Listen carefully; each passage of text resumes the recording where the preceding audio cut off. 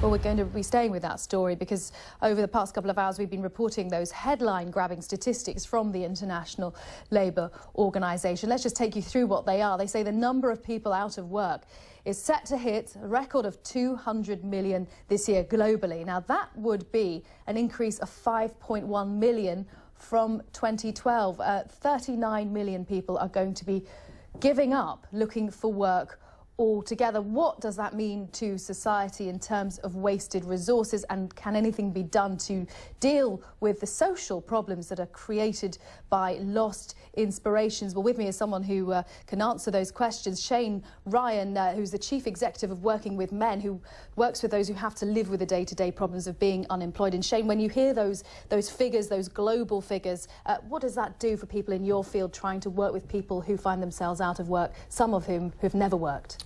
Well, I think particularly in our sector, we have a huge responsibility in this recession.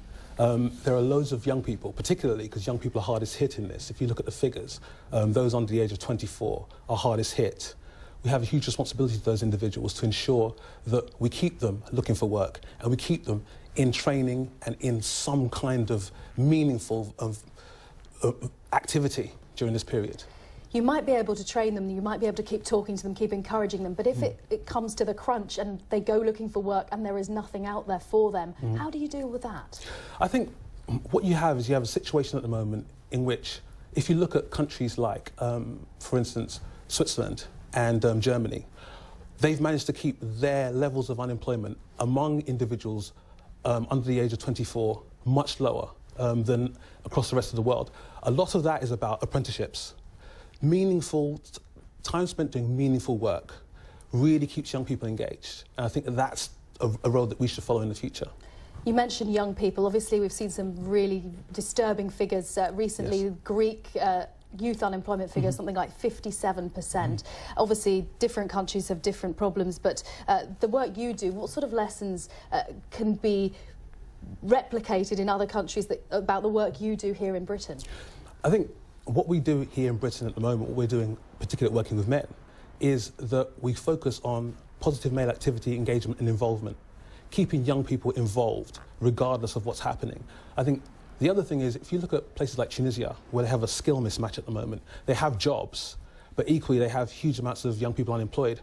What's happening there is the fact that those young people aren't fully engaged in some situations, and what happens is the labour market is looking for young individuals who no longer exist within that. So what we have to do is we have to keep working with these young people and keep them engaged on a longer term basis. If you look at the new figures also, you'll find that there are individuals now that have been 1, 2, 3 years without a job.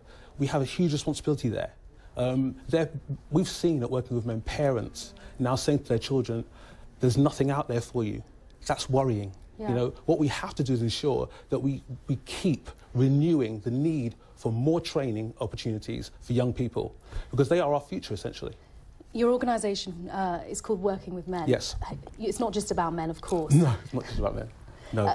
Yeah, just tell us. I mean, there's so much I want to ask you. We haven't got any more time left, but I just want to know, when somebody is out of work, there could be many people watching who find themselves out of work. I mean, how long typically do you have before someone really loses hope, loses confidence, and just gives up?